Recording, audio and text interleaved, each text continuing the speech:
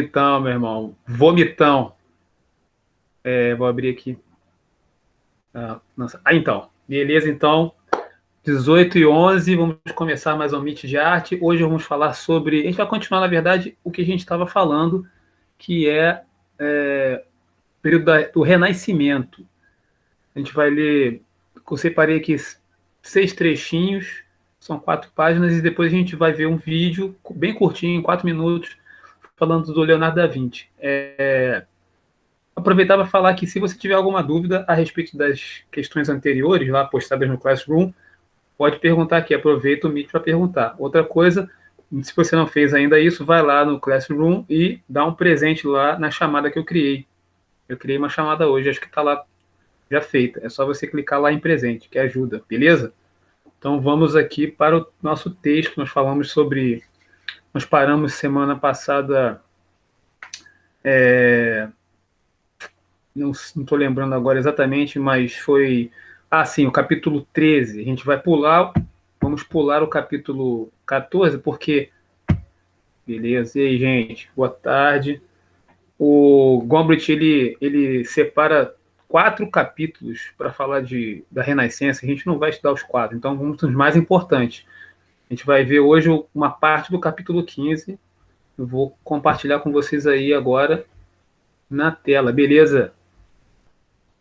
Boa noite. Tudo certo aí? Espero que vocês estejam bem.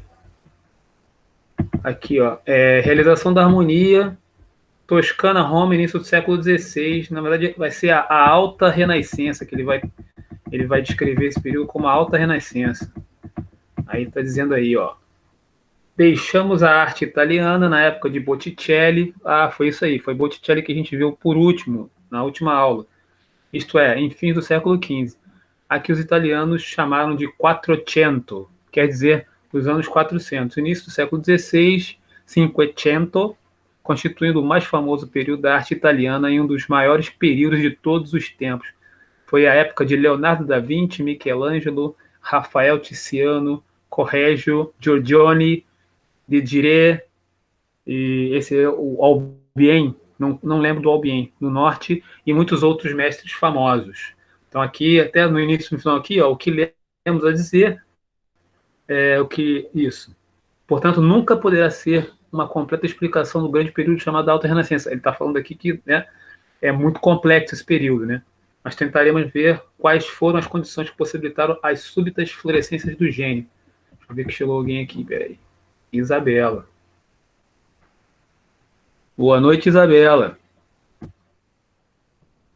Então vamos lá, vamos aqui para o próximo trecho. Então a gente está tratando aqui do período mais importante do Renascimento. Os horizontes do artista ampliaram-se através dessas descobertas. Ele está falando das descobertas da matemática, da anatomia, né, filosofia, né? Ele deixou de ser um artífice entre artífices, pronto a executar encomendas de sapatos, armários ou pinturas conforme o caso. Era agora um mestre dotado de autonomia, em que não poderia alçar fama e glória sem explorar os mistérios da natureza e sondar as leis secretas do universo. Era natural que os artistas mais destacados, que alimentavam essas ambições, se sentissem ofendidos por seu status social. Porque ele vai dizer aqui que, apesar dessa evolução, né, da condição do artista já ser reconhecido, ele ainda tinha um preconceito, né? Tinha um reconhecimento de que, né, o Leonardo da Vinci, o Michelangelo, mas ainda vai ter um preconceito advindo do que a gente já estudou, né? Que o artista era um simples artífice, né? Aí ele continua aí o texto. Esse era ainda o mesmo que já existia na Grécia Antiga, quando os snobs podiam aceitar um poeta que trabalhava com o cérebro, mas jamais um artista que trabalhava com as próprias mãos. Então, a gente vai ver, ele vai continuar o texto dizendo que esses artistas ainda continuavam lutando para ser reconhecidos, apesar, né, de ter um espaço e de se perpetuarem através de suas obras, fazendo aqueles pedidos dos mecenas, né? Mas ainda vai ter esse preconceito. Diz aqui, ó, o snobismo e o preconceito social são forças poderosas, e havia muita gente que convidaria prazerosamente para sua mesa um erudito que falava latim e sabia usar a frase certa em qualquer ocasião, mas hesitaria em ampliar um privilégio idêntico a um pintor ou escultor. Infelizmente, a gente vai, né, carregar, o artista vai carregar essa pecha, né, esse preconceito, ainda que muito reconhecido. Aí ele continua. Uma vez mais, foi o amor à fama por parte dos mecenas, né, aqueles que financiavam, né, os pintores, que ajudou os artistas a derrubarem esses preconceitos. Havia muitas pequenas cortes na Itália que precisavam desesperadamente de honra e prestígio. Erigir magníficos, construir, né, magníficos edifícios, encomendar esplêndidos túmulos ou grandes ciclos de ar frescos, ou dedicar uma pintura para o altar-mor de uma famosa igreja, era considerado um modo seguro de perpetuar-se o próprio nome e de adquirir um monumento condigno à sua existência terrena. Então, ele está dizendo aqui que o que transformou ou que deu condições, né, para o artista sair dessa condição meio marginal, né, foi justamente os mecenas que deram essa oportunidade, né, porque quando você financia um grande artista, o prestígio daquele grande artista que vai valorizar o espaço ali, o nome da família, né, ou aquela... Opa, chegou mais gente aí, peraí. Beleza. Fiquem à vontade aí. Estou falando do período mais importante do Renascimento. A gente está aqui já lendo um quarto trecho aqui do livro. E daqui a pouquinho a gente vai ver um vídeo. Hoje a aula será um pouco mais curta. Vamos seguir aqui no nosso próximo trecho. Então, os artistas aqui já estão, né, com autonomia em virtude da presença forte dos mecenas, né, dos camaradas que estavam com grana lá.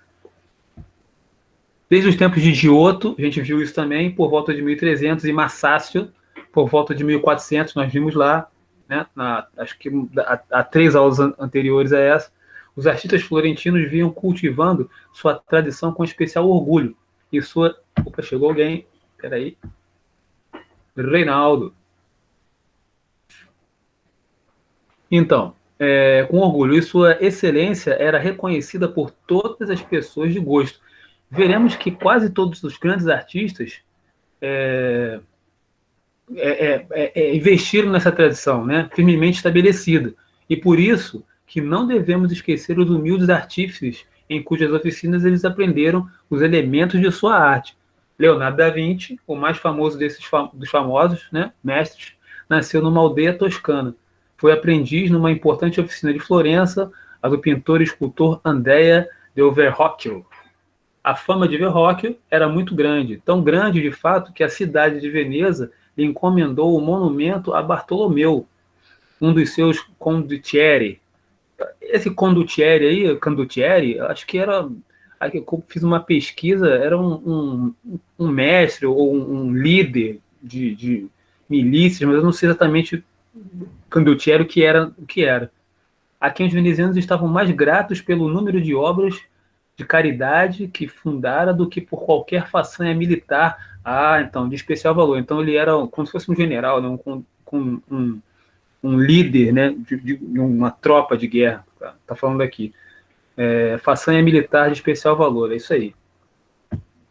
Condottieri. Vamos seguindo aqui, acho que vamos para o último trecho da nossa leitura. Peraí. Na verdade, acho que... aqui. Uma oficina capaz de produzir tais obras-primas, o jovem Leonardo pôde, certamente, aprender muitas coisas. Seria introduzido nos segredos técnicos do trabalho de fundição e outras tarefas metalúrgicas. Aprenderia a preparar quadros e estátuas cuidadosamente, mediante estudos do nu e de modelos vestidos. Aprenderia a estudar plantas e animais curiosos para inclusão em seus quadros e receberia sólido e completos fundamentos sobre a ótica da perspectiva e o uso de cores. Então, na verdade, a maneira do aprendiz, né, a maneira de se aprender lá, nós falamos sobre isso nas outras aulas também, ela se dava através era um conhecimento oral, né, que passava de mestre para aprendiz. Então, tinha as corporações, e Leonardo da Vinci, né, estudando com Verrocchio, aprendeu todas essas coisas, mas só que ele tinha algo a mais e ele vai superar e vai se transformar um dos maiores, né? Porque ele não se ateve apenas à arte. A gente vai ver no vídeo que o Leonardo da Vinci ele foi astrônomo, músico, matemático, o camarada é, fazia, pesquisava anatomia humana, né? Tem um trabalho dele aqui mostrando os desenhos de anatomia, né?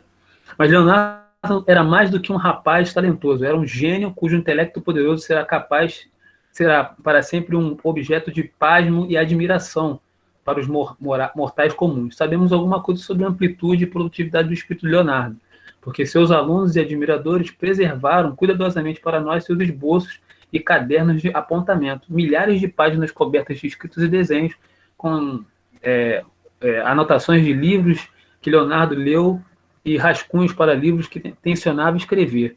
Então, nós estamos aqui no período mais importante do Renascimento. Há um trabalho do Leonardo da Vinci aí, Estudos de Anatomia. Dá para ver? Eu vou aumentar um pouquinho para vocês apreciarem. Deixa eu ver se dá para aumentar aqui. Peraí. Só dá para aumentar aqui, peraí. Aumentar mais um pouco. Dá para ver?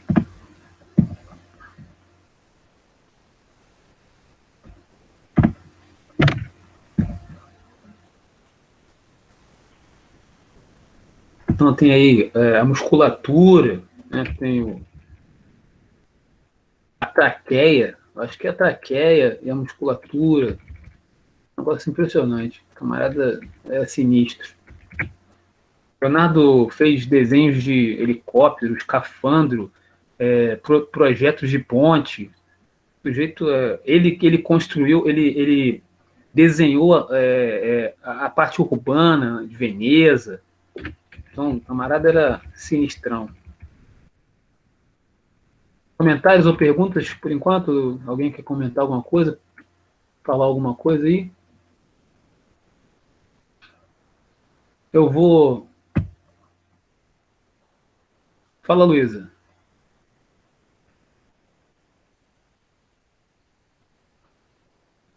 Isso, Lucas, o camarada. Pode Nada falar. não, mano. O sujeito foi fera mesmo. Vamos ver então. Eu vou passar aqui o vídeo. Vocês me dizem aí se está legal ou não. Calma, é só procurar aqui rapidamente. É curtinho o vídeo, 4 minutos.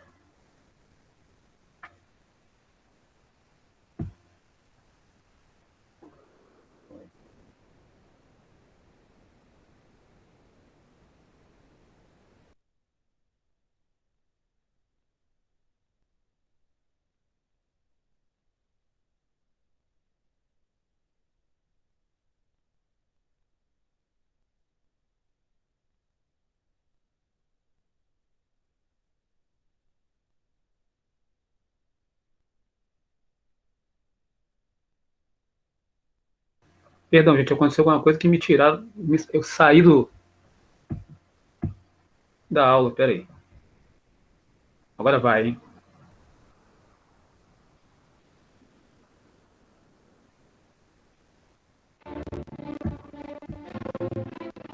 Leonardo da Vinci foi um pintor, arquiteto, inventor e estudioso de toda a matéria científica. Sua genialidade abrangeu um espectro de disciplinas tão amplo que personificou o conceito de homem do Renascimento. Ao considerar que a arte estava indiscutivelmente conectada.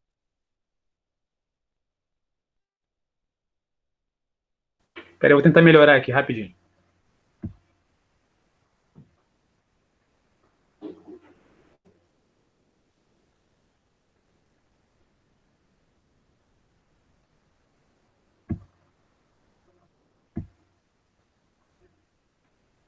Um minutinho.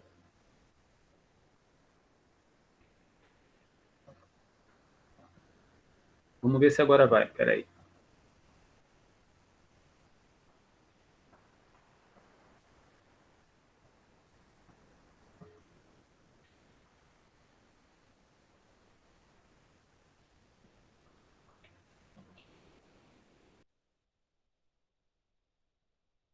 Leonardo da Vinci foi um pintor, arquiteto, inventor e estudioso de toda a matéria científica. Sua genialidade abrangeu um espectro de disciplinas tão amplo que personificou o conceito de homem do Renascimento. Ao considerar que a arte estava indiscutivelmente conectada com a ciência e a natureza, ele preencheu dezenas de cadernos com invenções, tais como a bicicleta, o helicóptero e o avião. Hoje, o gênio renascentista é mais conhecido por sua arte, que inclui duas das pinturas mais famosas do mundo, a Mona Lisa e a Última Ceia.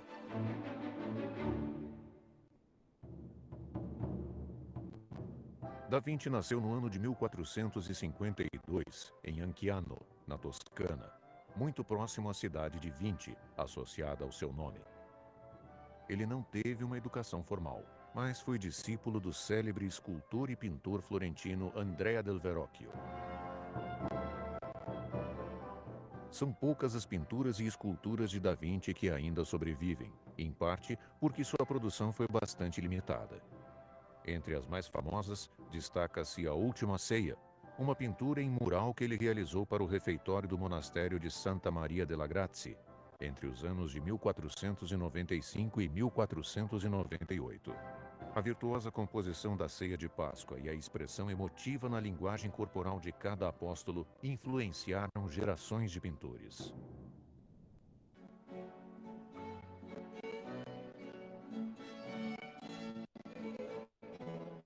Em Florença, entre os anos 1513 e 1506, Da Vinci pintou uma série de retratos que inclui La Gioconda, também conhecida como Mona Lisa, uma de suas obras mais apreciadas.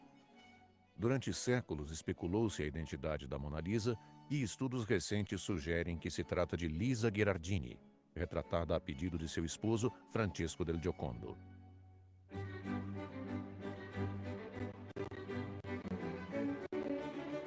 Os interesses de Da Vinci foram muito além das belas artes. Entre outras disciplinas, ele estudou a natureza, mecânica, anatomia, física, arquitetura e armamentos.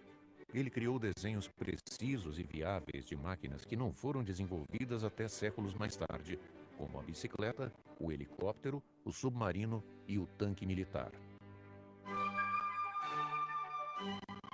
No início da década de 1490, Da Vinci começou a escrever cadernos relacionados a 4 temas gerais: pintura, arquitetura, mecânica e anatomia humana.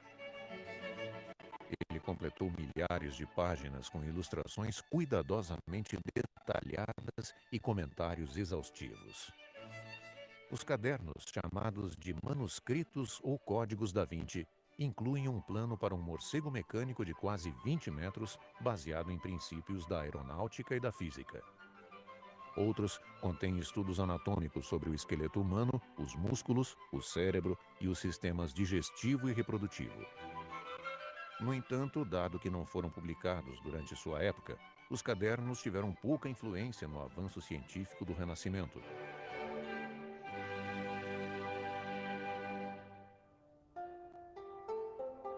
Leonardo da Vinci deixou a Itália para sempre em 1516, quando o governante Francisco I da França ofereceu-lhe o título de primeiro pintor, engenheiro e arquiteto do rei. Morreu em 1519, aos 67 anos de idade, enquanto estava hospedado na mansão da família Cleux, no atual castelo de Clé-Lucé.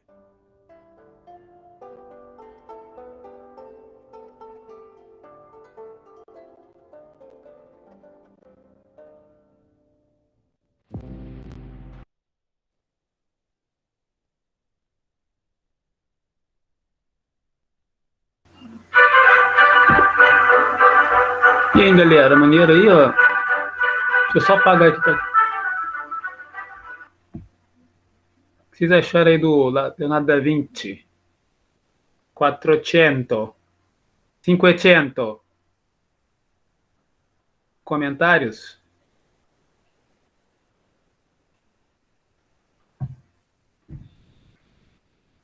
Na verdade, hoje eu queria só falar sobre esse período, sobre esse artista, porque semana que vem a gente fala de Michelangelo. Alguém quer comentar, falar alguma coisa, perguntar?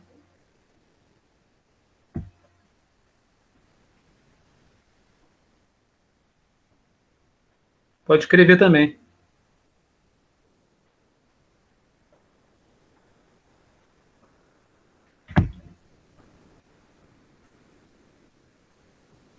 Beleza, então. Hoje, então, foi esse trecho do livro. Vocês depois veem lá no Classroom, vou colocar uma atividade baseada nessa aula de hoje. Período da Alta Renascença.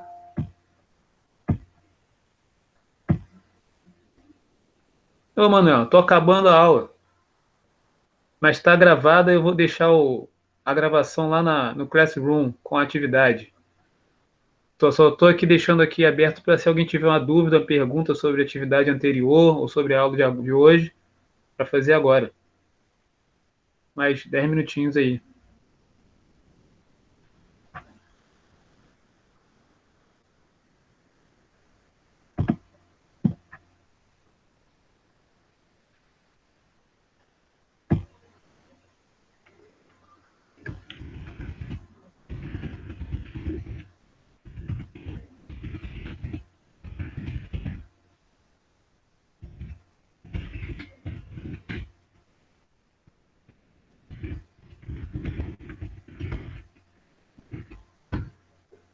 Bom, antes de desligar, então, só para avisar, eu vou estender as datas lá de prazo de entrega. E peço a vocês, né, que vocês façam, avisem os outros colegas que façam, porque essas tarefas elas vão ser usadas como avaliação de vocês. Então não dá mole não, gente. Faz lá o que se puder fazer, entendeu? Mesmo que faça devagarinho, não deixa de fazer as tarefas não. Não é só da minha disciplina não, das outras também. Beleza?